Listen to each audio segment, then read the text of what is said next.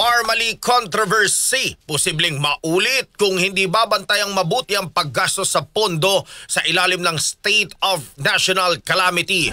Kasama mo sa balita si Radyoman Grace Mariano. RMN Live Reports.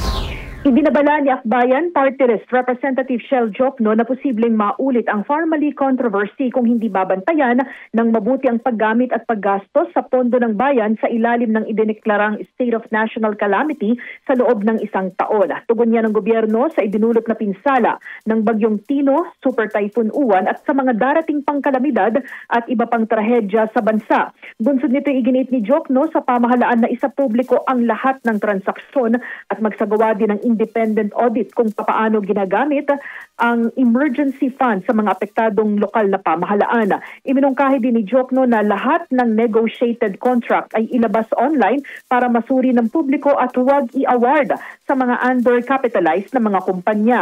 Paliwanag ni Jokno maaaring mabuksan sa korupsyon ang pinapayagang pagsasagawa ng emergency negotiated procurement sa ilalim ng State of National Calamity kung wala itong kaakibat na istriktong transparency at accountability safeguards. Kasama mo sa DCXL RMN Manila, Radyoman Grace Mariano, Tatak RMN.